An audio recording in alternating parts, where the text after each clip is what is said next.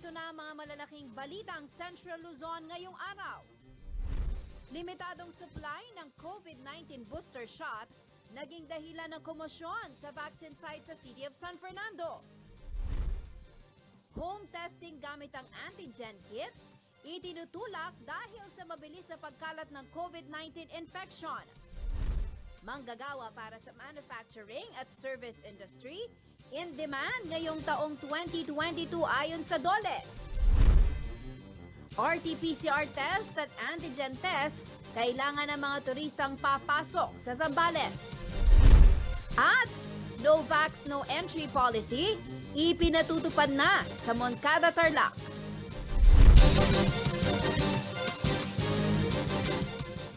Magandang gabi ka rin iyon. Ako po si Jennifer Salenga. Oras na para sa mga may init na balitang Central Luzon. Napurnadang ilang Fernandino at Fernandina na nagnanaisa ng magpa-booster shot nitong Miyerkules. Marami kasi ang nag-walk-in, alinsunod na rin daw sa abiso ng barangay. Ang problema, kulang daw ang supply ng COVID-19 booster shot. Narito po ang report.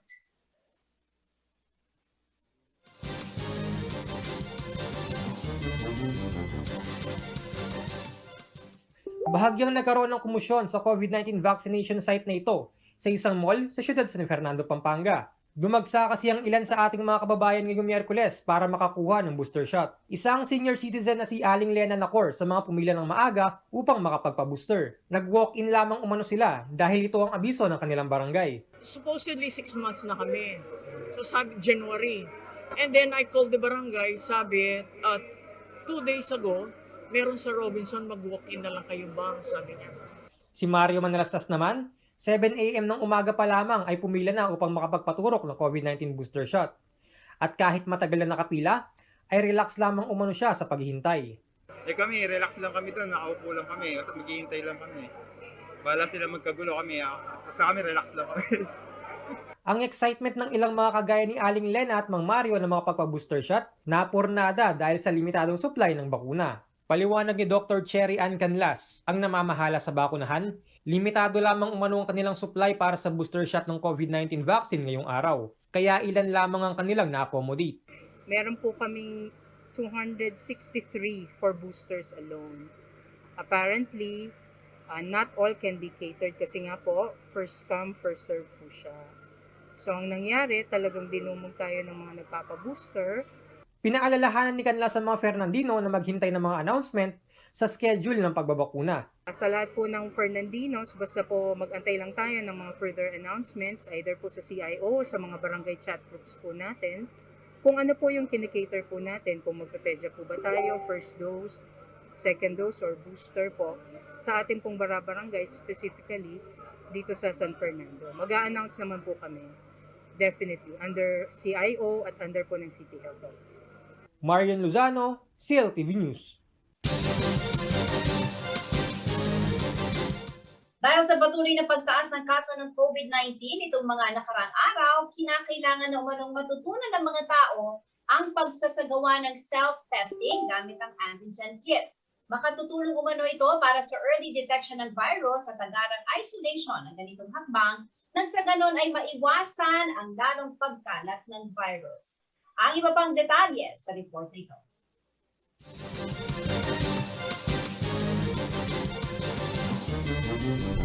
Kinukonsidera na ng Department of Health o DOH ang pagpapahintulot ng self-administered o home testing para sa COVID-19 gamit ang antigen kits kasunod ng patuloy na pagtaas ng kaso ng COVID-19 infection, kung saan pumalo sa mahigit 10,000 ang naitalang bagong kaso nitong Miyerkules. Doble ito kumpara sa naitalang bilang ng nagdaang araw. Ayon kay Health Secretary Francisco Duque III, hinihintay na lang nila ang rekomendasyon ng mga eksperto mula sa kanilang Technical Advisory Group. Sa kasalukuyan, ang antigen kits ay ginagamit sa laboratory setup at hindi ito for home use o maaring gamitin sa bahay. Isasama raw sa rekomendasyon ng guidelines upang maiwasan ang error o maling interpretasyon sa mga test results ng mga tao. Ani Duque, malaki raw ang demand para rito ngunit kailangang maturuan ng publiko kung paano ito gamitin ng tama.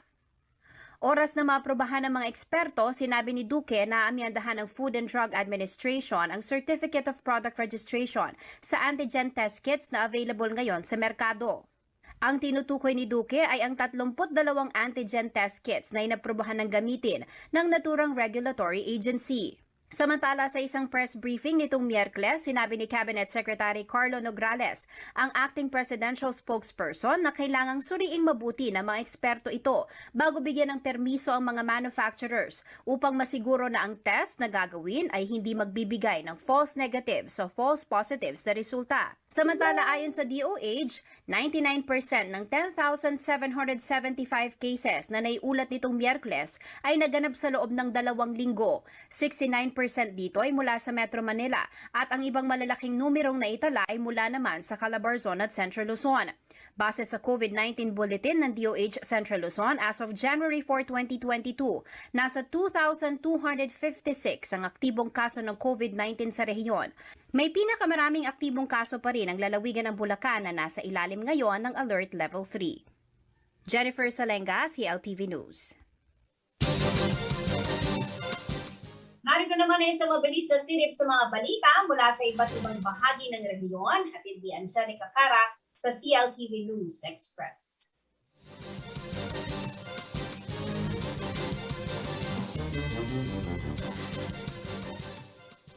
Nakiisa ang Department of Social Welfare and Development Region 3 sa pagpapadala ng tulong sa mga nasalanta ng bagyong Odette. Umabot sa mahigit 10 milyong piso ang kabuuang ayuda na inaasahang maipapadala sa mga pamilyang apektado mula sa Region 8, Region 4B at Caraga Region. Ito ay binubuo ng 8,000 food packs, 2,000 sleeping kits, 1,000 hygiene kits at 600 family kits, at 39,000 disaster assistance family access card na para naman sa DSWD Caraga. Ang ayuda ay dinala sa National Resource Operations Center at Clark Air Force Gym na siyang magdadala sa mga benepisyaryo. Para sa iba pang balita, kinumpirma ni Mayor Rene Maglangke ng Candaba, Pampanga nitong Martes, January 4 na siya ay muling nagpositibo sa COVID-19. Aniya, siya ay nakaramdam ng mga sintomas ng sakit at agad na nag-isolate mula sa kanyang pamilya. Sinigurado rin naman niya na mananatiling bukas ang serbisyo ng lokal na pamahalaan ng Candaba sa mga mamamayan nito. Ito na ang ikalawang beses na siya ay nagpositibo sa COVID-19. Sa ngayon, kasalukuyan naman siya ay nagpapagaling sa sakit. Samantala, maaari nang magbayad ang mga property owners sa Magalang ng kanilang real property tax Lunes hanggang Sabado simula Enero 15, 2022. Bukod pa rito, makatatanggap ang mga magbabayad ng 10% discount simula Enero hanggang Marso. Pinapayuhan ng mga magbabayad na magdala ng kanilang mga resibo at mga dokumento para sa mas mabilis na transaksyon. Samantala, para naman sa mga nais mag-apply o mag-renew ng kanilang business permit, bukas ang lokal na pamahalaan na Magalang hanggang Enero 20, 2022. Angelica Cara, CLTV News. Sa pagbabalik ng CLTV News. Manggagawa para sa manufacturing at service industry in demand ngayong 2022 ayon sa DOLE. RT-PCR test at antigen test, kailangan ng mga turistang papasok sa Zambales. Manatiling nakatutok para sa iba pang mga nanungunang balita ngayong araw.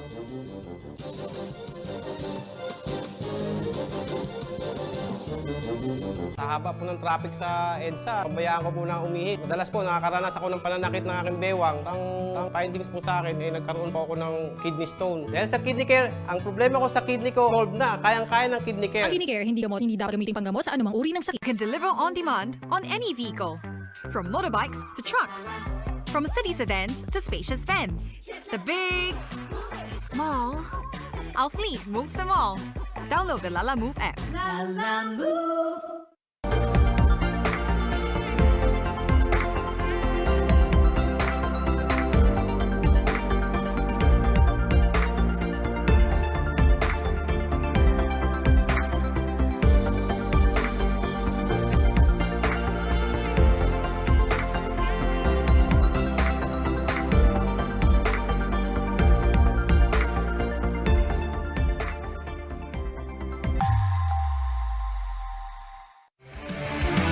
In the Philippines, one of the first non-life insurance companies that established its head office outside Metro Manila emerged. Strength, integrity, and with a proven track record of service in the countryside. Join the journey to our third decade. Corporate Guarantee. We value our commitment.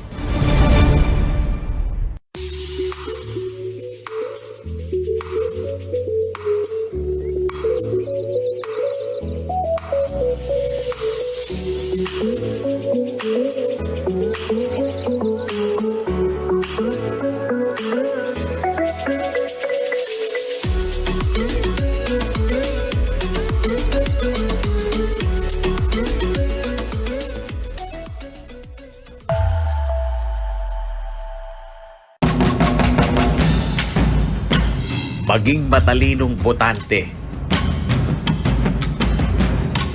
Pumili ng tamang kandidato. Maging responsable sa pagboto. Dahil boto mo, kinabukasan mo. Kailangan natin ang leader aga na makapagservisyo ng bawat sulok ng ating bansa. We must face the challenge as one. Tagumpay ito nating lahat. Tutukan ang election episode ng Perspektiba kasama si Aisilin David Manson tuwing Biyernes alas 4:30 ng hapon. Dito lamang sa CLTV at live sa CLTV Facebook page.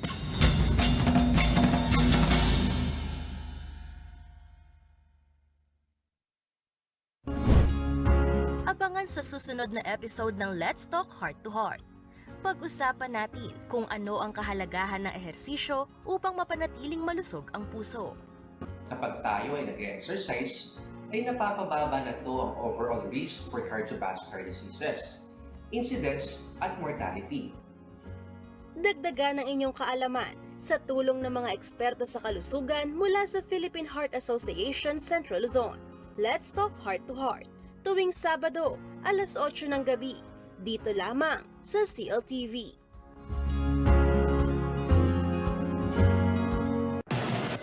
Take full advantage of the power of TV and digital media when you advertise with CLTV. Through CLTV, you can now have your very own TV commercial for your business at a reasonable cost. And not only is your business authenticated by a reliable and trusted TV station,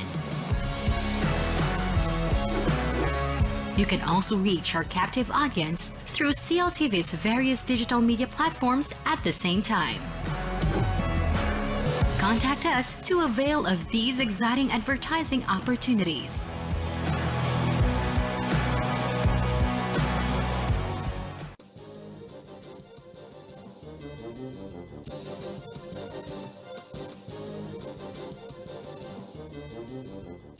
Nagbabalik ang CLTV News. At sa iba pa mga nangungunang balita, unti-unti na umanong makakabangon ang ekonomiya ng bansa mula sa pandemya. Kaya ngayong 2022, inaasahan ang pabubukas ng maraming trabaho sa manufacturing at service industry dito sa Central Luzon.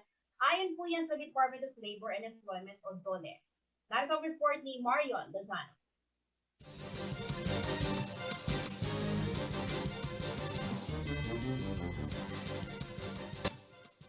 Nakikita ng Department of Labor and Employment Central Luzon ang muling paglakas ng ekonomiya ng bansa ngayong 2022 dahil unti-unti na ang pagbangon mula sa pandemya. Kaakibat nito ang pagbubukas ng oportunidad sa trabaho para sa mga manggagawang nawalan ng hanap buhay dahil sa pandemya. Ayon kay DOLE Regional Director Geraldine Pandillo, sa kanilang pinakahuling datos noong July 2021, umabot umano sa 6.2% ang unemployment rate sa Central Luzon, katumbas siya ng humigit kumulang 300,000 na walang trabaho. Mas mataas kumpara sa 5.2% na unemployment rate sa rehiyon noong July 2019. So malaki talagang naging negative impact sa atin nung pandemic, sa ating employment rate. Mas maraming naging unemployed. Maraming nagsara kasi nga sa restrictions, hindi pwede mag-open ng mga restaurants, no? Mga service establishments. Ngunit ngayon ay positibo ang ahensya na bababa ang unemployment rate dahil maraming in-demand ang posible magbukas ngayong taon.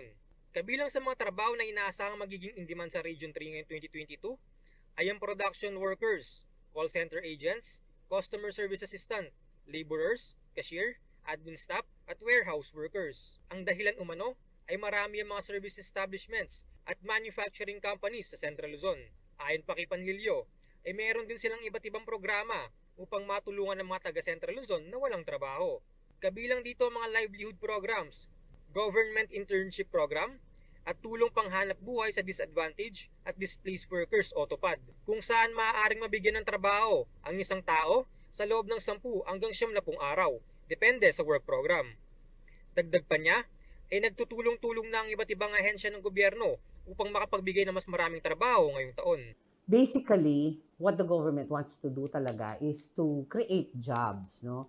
Kaya nga meron ngayon yung pagsasama-samahin talaga yung efforts ng mga government agencies and the local government together with the private sector, non-government organizations para magkaroon tayo ng recovery strategy. Tawag nga natin doon, National Employment Recovery Strategy. At this year niya nilalabas na yung mga specific programs para paano natin gawin yon. Ayon pa kay Panlilio, ay magsasagawa sila ng mga job fairs ngayong taon at i-aanunsyo na lamang kapag mayroon ng schedule at kung saan ito gaganapin. Marion Lozano, Cltv News. Para sa mga nagbabalak na pumasyal o magtungo sa Zambales, naglabas po ng Public Advisory and Provincial Government na kailangan ang negative RT-PCR test at antigen test bago makapasok ng lalawigan. Ang entry test requirement na ito ay mandatory, bakunado man o hindi ang turista. Para sa kabuang impormasyon, pakinggan po natin ang report na ito.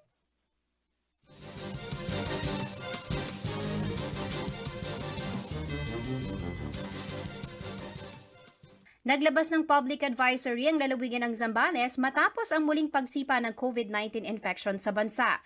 Nakasad sa Joint Advisory No. 3 ang mga bagong guidelines kaugnay sa entry test requirements para sa leisure travelers mula sa mga lugar na nasa ilalim ng Alert Level 3 na nais pumasok sa lalawigan ng Zambales. Dahil sa pagpasok ng bagong COVID-19 variant na Omicron at inaasahang surge ng active cases, gayon din ang deklarasyon sa National Capital Region o NCR under Alert Level 3, ipatutupad ang mga sumusunod para sa point-to-point travel. Sa mga biyahero na fully vaccinated, may booster man o wala, kinakailangan ang negatibong resulta ng rapid antigen test na ginawa 24 oras bago bumiyahe. Sa mga traveler naman mula sa NCR na hindi pa nababakunahan, bawal ang domestic travel tulad ng inanunsyo ng Metro Manila Council o MMC nitong January 3, 2022. Kung kayo naman ay hindi pa nabakunahan o may partial COVID-19 vaccination at manggagaling sa mga lugar na nasa ilalim ng Alert Level 3, requirement ang RT-PCR negative test results 48 hours bago bumiyahe. Ang mga bata naman, edad 7 years old pababa, bawal muna sa leisure travel sa Zambales. Nakasaad din sa naturang guidelines na ang test results ay dapat uploaded sa Zambales Visitor and Information and Travel Assistance o Visita System. Para sa leisure travels, paalala ng provincial government na magpabook lamang ng accommodation sa mga hotel, resort at iba pang tourism-related establishments na may DOT accreditation at local certificate of compliance. Lahat ng traveler's request na may aprobadong QR Code Traveler's Pass o QTPs base sa mga naunang protocols ay kikilalanin pa rin. Habang ang mga pending travel requests matapos ilabas ang bagong advisory ay ire-reject at kailangan daw mag-reapply base sa updated protocols. Nagsimula ng ipatupad ang Joint Advisory nitong January 4, 2022 at mananatiling epektibo hanggang hindi ito binabawi ng provincial government. Samantala, as of January 5, 2022, nasa 65 ang aktibong kaso ng COVID-19 sa Zambales. 16 dito ang bagong kaso. Nasa mahigit 267,000 na ang fully vaccinated sa lalawigan o 58.77% ng kanilang target projected population rate, habang mahigit 320,000 naman o 70.50% ang nakatanggap na ng first dose ng bakuna. Nasa mahigit 8,500 Sambaleños na ang nakatanggap ng COVID-19 booster. Paalala pa rin ng pamahalang lokal ng Zambales, patuloy na sumunod sa minimum public health standard at magpabakuna upang maprotektahan ang sarili at pamilya laban sa malubhang epekto ng COVID-19. Magtungo lamang daw sa pinakamalapit na vaccination sites at rural health units sa inyong lugar. Jennifer Salenga, Cltv News. Alinsunod sa inilabas sa regulasyon ng IATF, laban po sa bagong COVID variant na Omicron, naglabas na rin ng mga palatuntunan ang CDC o Clark Development Corporation. Ipinagbabawal na ang pagtitipon ng 3 o higit pang mga tao sa Clark Parade Grounds at sa loob ng Freeport Zone. Bawal na rin pong pumasok ang mga hindi bakunado sa anumang establishmento at 50% lamang ang tatanggapin sa loob habang 70% naman sa labas ng establishmento. Inaabisuhan na rin ang mga tao na pupunta sa Park Parade Grounds at Freeport Zone na dalhin ang vaccination cards bilang patunay na kayo po ay nakakumpleto na ng inyong bakuna. Magkakaroon na rin ng mga temperature check, antigen testing at monitoring sa lugar. Ito ay epektibo sa Clark Parade Grounds at Freeport Zone eksaktong 12:01 a.m. Biyernes, January 7 hanggang January 31, 2022. Samantala, naglabas na rin po ng abiso ang City Information Office ng Angeles City ng lockdown sa City Assessor's Office at Office of the Local Register dahil po ito sa exposure ng ilang empleyado sa mga COVID-positive patients.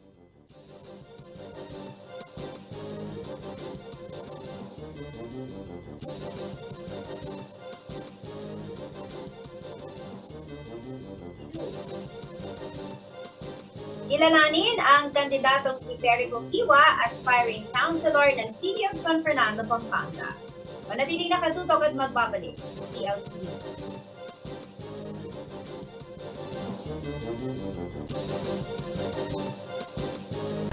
Ang wasto at regular na paghuhugas ng kamay ay ang pinakamabisang paraan para makaiwas sa COVID-19. Sundin lamang ang mga simpleng hakbang.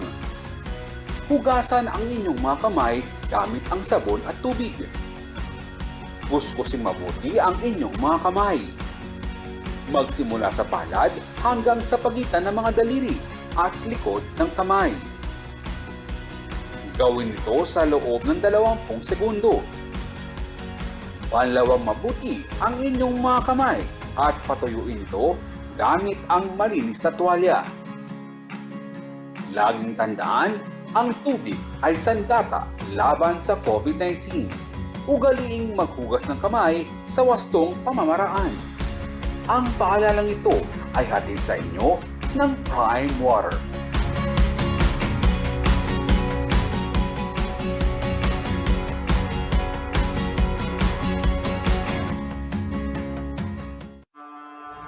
Why do humans have a desire to go up and over and not around?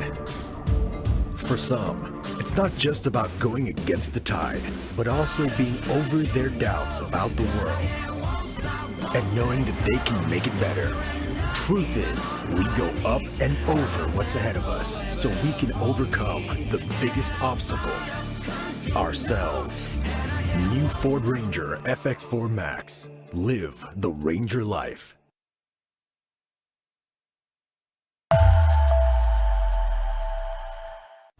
Association of land and sea, the world created in front of me.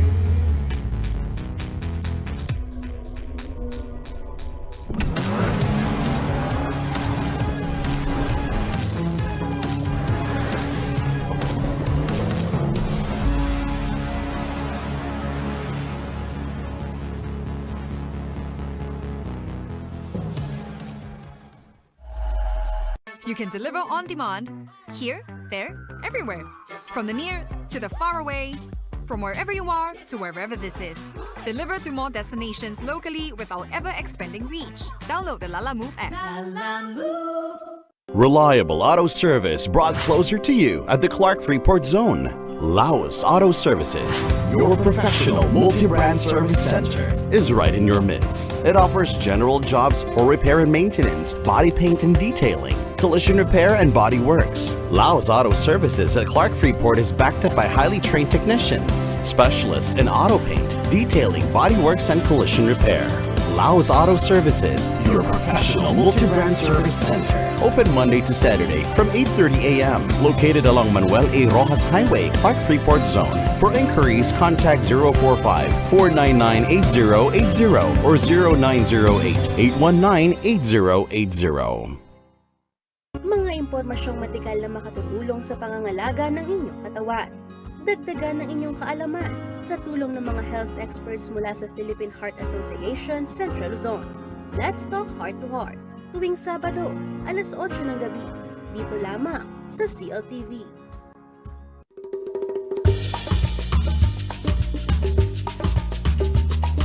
Anyang Marcalpa Farmlands, Cltv, Pampanga. May giyang libangan daring anak akapampangan o maski na rin mga tuwa na mandakap lang insekto kaya rininguran. Kaybat, luto de ang pongkanan. Kanita, sobrala karakalketi. Ing pamandakap insekto taga nang maka-enjoy ang pong exciting. Kasi makatok nang la underground. Bang kanitang arakap mula, kailangan may gamitan ng gamat mo. O, atin na kang idea kingamon nun ko. Aywa, ing kamaro o mole crickets. Kareng Kapampangan, considered ang delicacy. Dakalla, patsekauran, ang pumabasahing gabun. King August, September. Cltv, Pampanga, ating papingbale na mag-celebrate Kamuro Festival, ing magalang. Manyaman taga ng mga exotic foods, lalo na't aliwaliwang luto, ing malyari mong gawan Kenny. Malyaring adobo, malyaring yalo meking bringi, at niyayaliwa pa. Aliwaya taga na yung Kapampangan ikakabalit, atakon mo na ba yung kamaro? Nung halipa, subuknan mo uling siguradong metong mo yung sakyan mo. Kanyaman!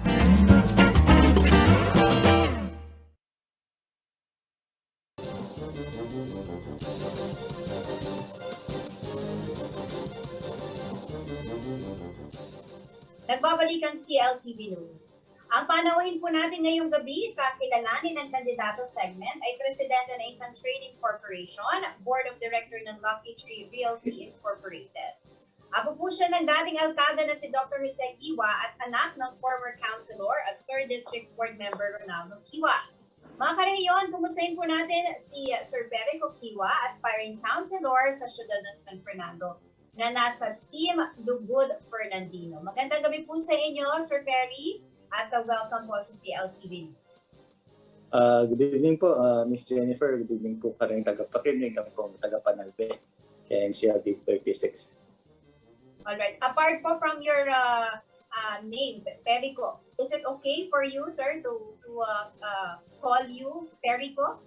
Opo, sige, Perico po. Asta talaga ka na ako, Perico. Opo. Alright. As we see, kayo po ay nagmula sa pamilya ng mga politiko. Pero kayo po ba, sir, personally, ay mayroon ng background sa public service o ito po ang unang pagkakataon na papasukin po ninyo ang mundo ng politika? Actually, first time. First time kong lumog ko yung politika. Wala ko pang background kay public service actually. Opo. Ano po ang nagtulak sa inyo, Sir Perry, para po humabol, magdesisyon na humabol at magserbisyo sa mga Fernandinos, given the chance?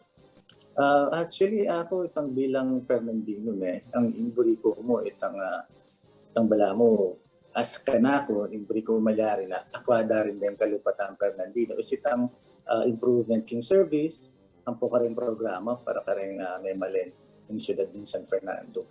So, bala mo buri kayong ilapit yung pamang gobyerno karetang lema din. Okay. Bayo tala po pinsabihan din kaya kayong platforms I remember, sir, originally, kayo po ay hahabol sana as independent candidate. Correct me if I'm wrong. Pero ngayon, kayo po ay naka-line up sa Team Lugod Fernandino. What made you decide, sir, to join your team? Actually, itang good governance, itang may ka talagang sabi ko na, okay yung camping na ng Lugod kasi itang first kain ng Mayor Lasapin is good governance. Kasi karin ko rin papunta actually tapin sabihan kepo, tanong na ano talaga ang agenda ko kayong syudad. So, wala mo tutukiya ketang good governance ng Mayor Jean. Kaya masaya ko rin, at least miyabe ko ka rin. Of course, kapag humahabol po tayo, it's like we're applying for a job, no? Wow. Kayo po ay nag-a-apply sa mga Fernandinos at since sabi nyo nga po, itong unang pagkakataon na kayo po ay hahabol at syempre po, isa sa titignan ng inyong mga kababayan ay yung qualifications. Ano po ba ang qualifications na maaari po ninyong sabihin sa kanila na to consider you sa nalalapit na eleksyon? Actually, yung qualification kami is businessman na ako man, so di na lang kung tao, yung business ko, lalabing ko naman, okay naman. So siguro, itang bagay ngayon na share kayo kung kaya syudad, itang maging kung kay transparent, karing kasyudad tamo in terms of katang balik kong mayari. So, palagi ako, itang met mo bagay maging transparent ko pa rin mga kabra. At least eventually, yung tamang gobyerno ko, maging transparent ko pa rin tao kaya syudad. Pero tulad po na nabanggit ko kanina, ang pamilya po ninyo ay nasa politika talaga, no? And yung pong exposure pagdating sa public service, nabigyan po ba kayo ng pagkakataon since ang inyo pong ama ay nasa politika? Actually, kanita kasi nga chula politics ni daddy ko. Anak ko pa masyado, so hindi ko pa talaga, hindi ko pa aware kung malayari. And ang lolo ko lalo na kinedisan ng mayor niya. So siguro din tangket ang point na itang personal, siguro yan, sa gantano at ikendaya. Pero nanuwari kong buri ng malyaring neto mga Fernandino. Keng malayari keng syudad tamo. So wala mo, i-impart kay bilang ako, buri ko na nung malyari keng syudad. Makaniting buri kong paket ka rin katamong kasyudad Fernandino. Nano po rin ikit nyo, Sir Perry, to make you decide na tagal kayo po ni Kempong San Fernando. Nano na po rin anong disyo na palagay po kailangan king servisyo yu, kailangan at suka yu, king City Council given the chance, banda po asopan nyo na rin kaya kayong ka-Fernandino. Actually, muna yung dili, itang purpose ko if may ka-public information tamo. Siguro, for a long time na dapat na rin Fernandino mismo, baluda, may ma-inform at ma-educate na lang.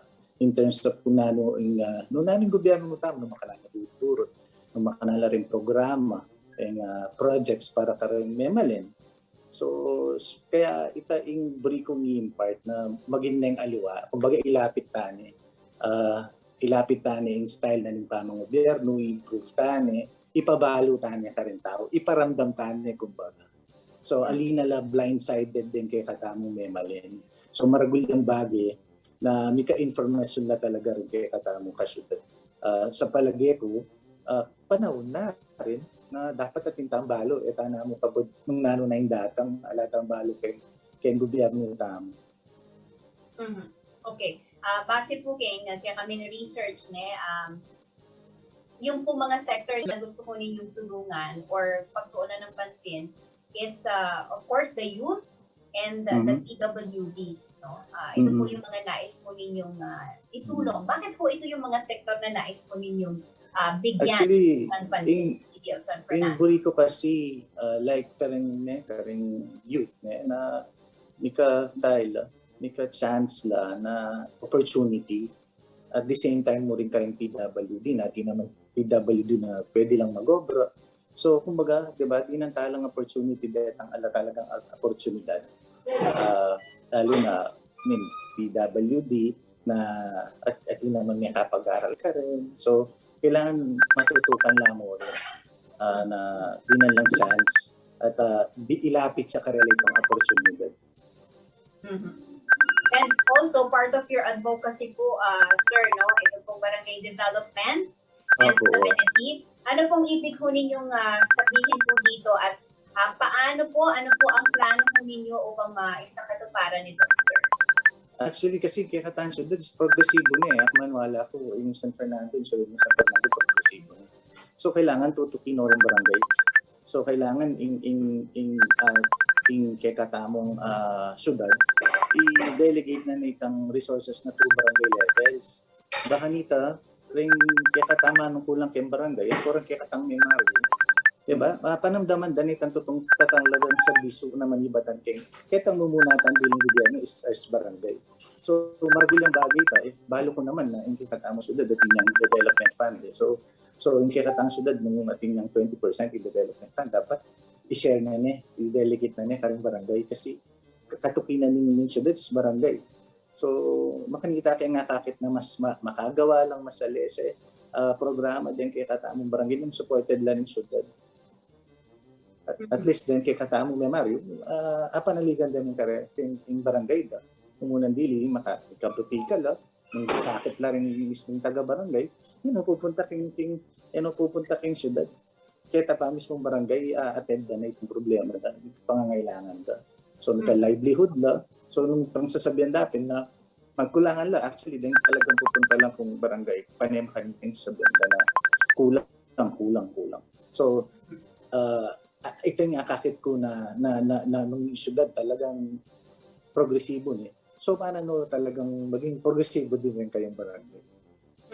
Pero based on your observation, aside po dun sa mga na-mention nyo na, no, ano pa po yung sa tingin po ninyong pangangailangan pa ng mga Fernandinos na gusto po ninyong matugunan sa syudad, or yung mga bagay na you think kailangan pa rin ng improvement, although nabanggit nyo po, progresibo na nga ang syudad San Fernando. Pero ano pa ho yung mga nais po ninyong gawin para mas makatulong pa na umunlad ang syudad?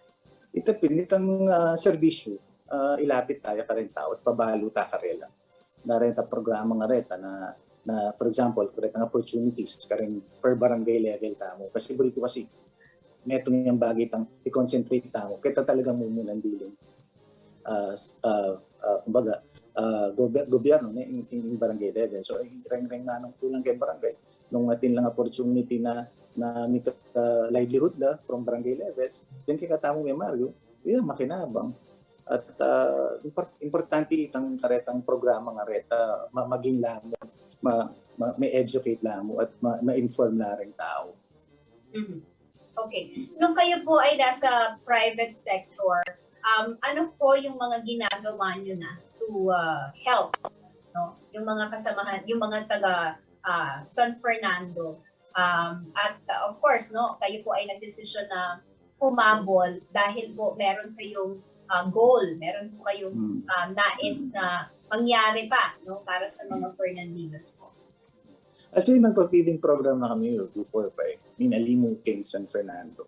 So, nung kasi in company kasi, every guy at kami rin, Yaking Manila, at kami din sa Sopan. So, siguro, actually, nag-trigger mo talaga ka na ako is nagpuling ng pandemic ni akakit tamo, magugulo tamo, nung ka rin tamo dapat lumapit.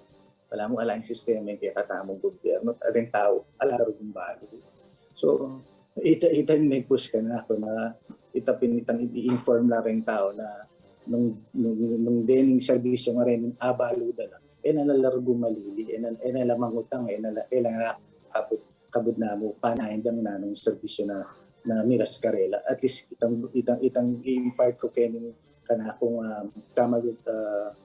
maglibot, at least pabalo karela na, ating tamong panayang kay katanso, ating tamong sao. So itong mga kanita, at kahit kaya ka rin tao ito na nala mag-alanganin na karetang serbisyo ng reta, uling baabalo na nila. Alright. Nabanggit mo ninyo yung pandemya. Mostly narinig po natin sa mga plano ng mga naimbitahan na natin dito. Ang focus po talaga nila ay gumawa ng paraan to solve itong problema na continuously nararanasan pa rin natin itong pandemya. On your part, sir, ano po ang plano po ninyo? Of course, malaking bagay po yung legislation sa mga programa na susuporta for health programs. Ano po ang Oh. plano po ninyo, Sir Perry? Yung plano ko kasi, itang patsesaw pa natin. Yung saw kasi magigisan eh. Importante is, medyan lang opportunity ng tao. Kasi nung yung tao, through tayo makanan yung may opportunity na sopanan ng syudad. Siguro, ilapit tayo ng opportunity. Pero at the same time, so pantala nung makanano lang manintulan, makanano lang nabiyasa, kumbaga. So panin mang isdaan ay may pabutiin. Kasi itang feeling ko, itang patses, yang nung karintapan ng panin mo sa alang dudurot, alang mangyari. So siguro feeling ko talaga ang panahon na nasopan tala, na may opportunity at the same time, titak-titak tala rugong antabayanan tala hanggang agyuda na, hanggang sa leseng kaya katamong problema. Alright. At this point, gusto ko pong alamin kung paano po kayo naghahanda. Because for the longest time, kayo po ay nasa pribadong sektor.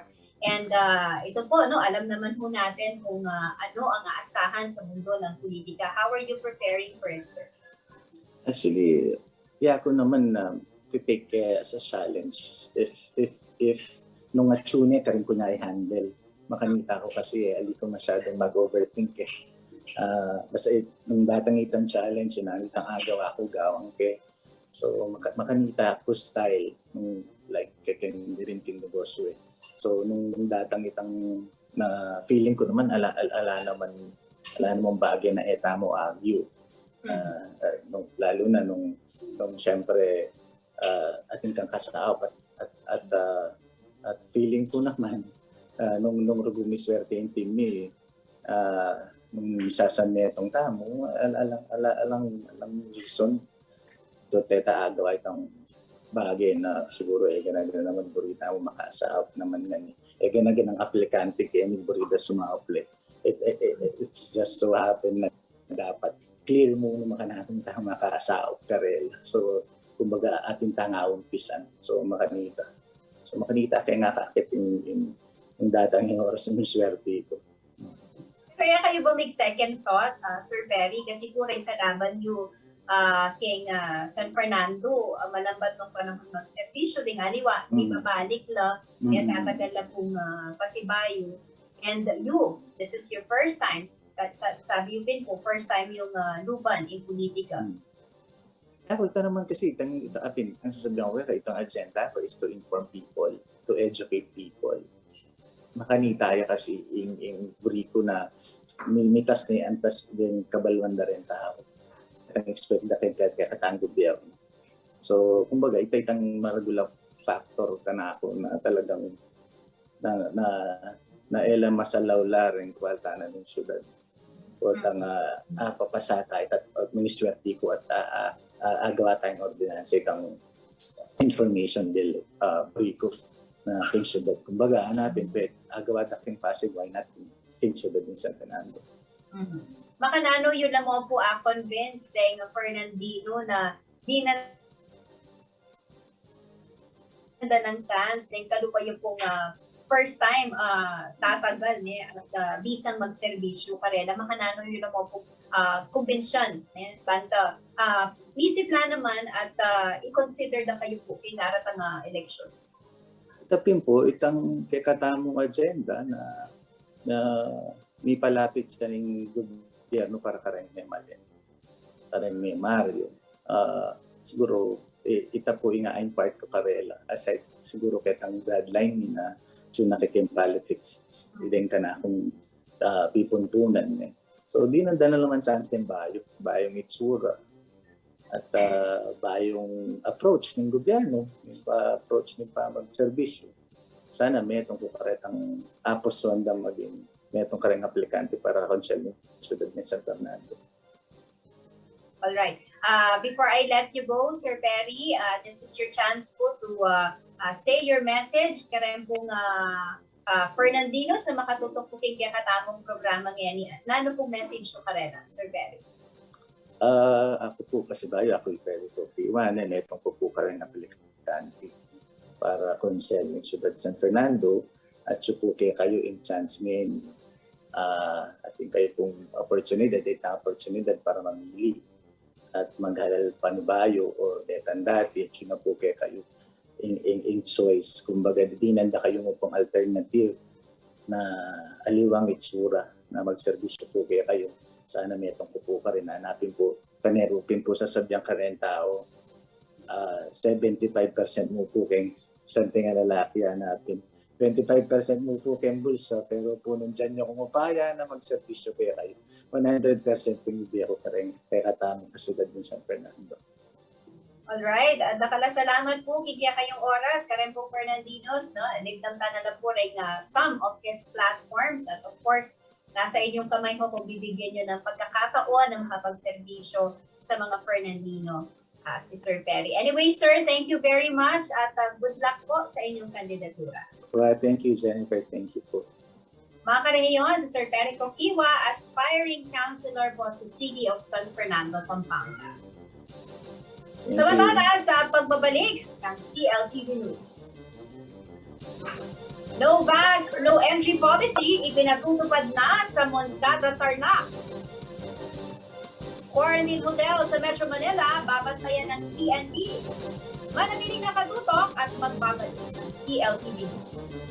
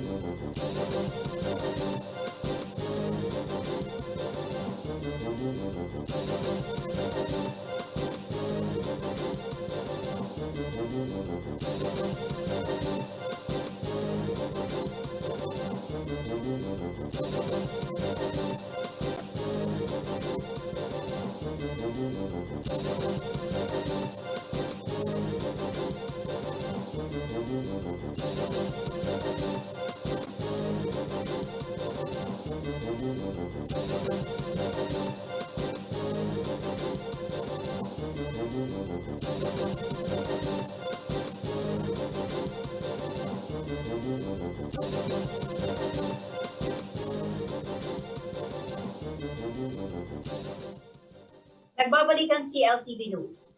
Nagsimula na rin pong maghigpit ang lokal na pamahalaan ng Moncada Tarlac dahil sa pagkalat ng Omicron variant ng COVID-19.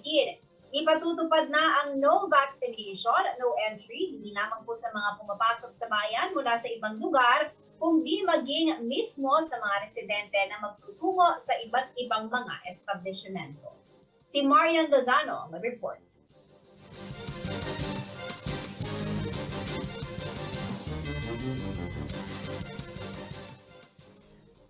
Bagamat nananatili sa Alert Level 2 ang quarantine classification ng probinsya ng Tarlac, ay naghain naman ng Municipal Task Force Against COVID-19 ng bayan ng Moncada ng isang resolusyon kung saan ipatutupad ang no vaccine, no entry policy sa nasabing bayan.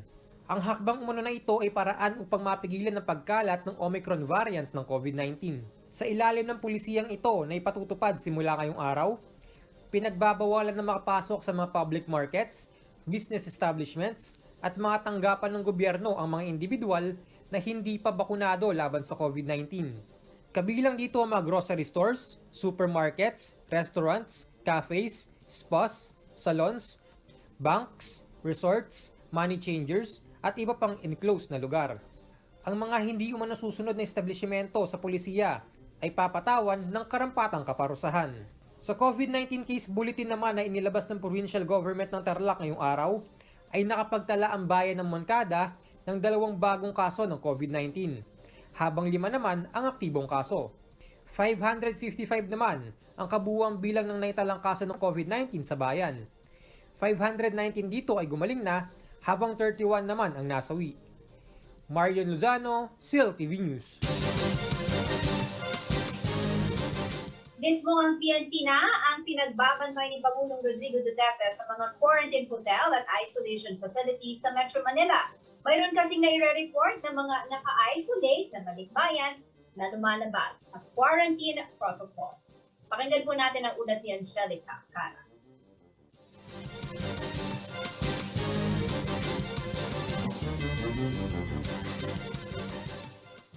Nagsimula ng mag-deploy o magtalaga ng mga personnel ang Philippine National Police sa mga quarantine hotel at iba pang pasilidad sa Metro Manila, alinsunod sa kautusan ni Pangulong Rodrigo Duterte.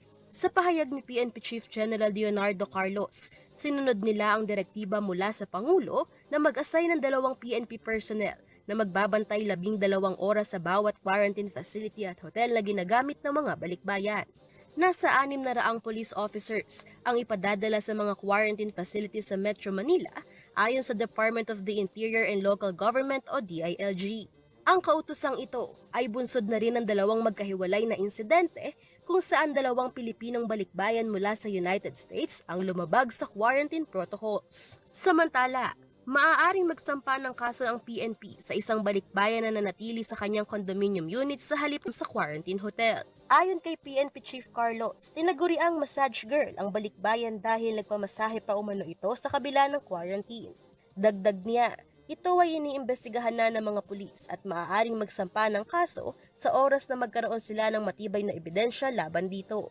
Sinabi ni Interior Secretary Eduardo Año na ang violator na ito ay dumating sa Pilipinas noong December 22 at tumangging mag-quarantine sa Makati Hotel.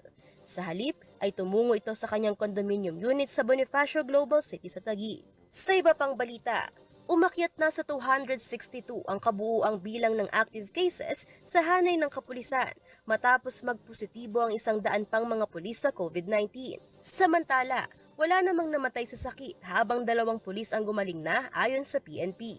Mismong si PNP Chief Carlos na naka-quarantine matapos magpositibo sa COVID-19 ay hinihikayat ang mga fully vaccinated na pulis upang tumanggap na ng booster shots. Pahayag niya, patuloy nilang pinapaalalahanan ng PNP personnel sa benepisyo ng pagkuha ng booster jobs. Sa kabuuan, 1,653 police personnel ang hindi pa nababakunahan, 1,003 dito ang tumanggi magpabakuna at ang natitirang 650 ay kabilang naman sa pre-existing medical conditions.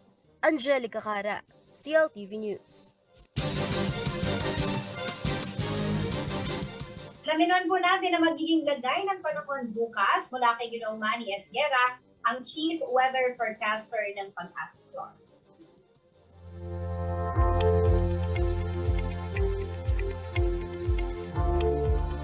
Magandang gabi po, narito po magiging taya ng panahon sa susunod na 24 oras. Bahagya pong humina ang hanging amihan at ito po ay nakakaapekto lamang dito sa may Northern Luzon. So medyo hindi po kalamigan yung ating nararamdaman sa ngayon dito sa bandang Central Luzon. Kaya po maghintay pa tayo ng ilang araw at babalik din po itong hanging amihan. Hindi pa po tapos ang hanging amihan. Ang Caraga po, magiging maulap po ang papawiri na mayroon po mga kalat-kalat na mga pagulan, pagkidlat at pagkulog, dulot po ito ng IPCZ. Samantala po ang Batanes, Cagayan, ang Isabela, Aurora at Quezon ay maulap po na may mga nagaganap na po ngayong mga light rains, dulot po ito ng hanging amihan na doon lamang po ito nakakonsentrate. At ang natitirang bahagi po ng Northern Luzon, bahagya rin po magkakaroon ng kaulapan. Meron lamang po inaasahang mga isolated cases ng light rains, tulad din po ito ng humihinang hanging amihan. Ang Metro Manila po at nalalabing bahagi ng bansa, kasama na po ang Pampanga, ay bahagi hanggang sa kuminsan ay magiging maulap din po ang papawirin, na meron lamang po tayong inaasahang mga isolated cases ng rain showers at thunderstorm, dulot naman po ito ng easterlies at ng localized thunderstorm. So sa ngayon po, yun lamang po yung ating mga weather system na binabantayan at nagbibigay po ng mga pagulan sa ibang parte ng ating bansa, kaya pinag-iingat pa rin po natin ang ating mga kababayan. Magdala pa rin po kayo ng gamit, panangga sa araw, panangga sa ulan. At yung pong easterlies, medyo maalinsangan po yan. Kaya magsuot po na kayo ng komportabling damit para hindi po tayo maalinsanganan o mainitan. Magandang gabi po. At yan ang mga balitang nakalap ng CLTV News. Para po sa karagdagang detalye, maaari nyo i-follow ang aming social media pages, Facebook at CLTV36 Official and at CLTV36 News, Twitter at CLTV36, Instagram at CLTV36 Official. Kung nais po ninyong balikan ang mga programa ng CLTV, pwede po ninyong bisitahin ang aming YouTube channel at CLTV36 Official at ang aming website, www.cltv36.tv. Mapapanood din po mga programa ng CLTV nationwide via Signal Channel 115 at sa ating 39 cable partners. Kasama po ang buong pwersa ng CLTV News and Current Affairs. Ako po si Jennifer Salengda. Maraming salamat po.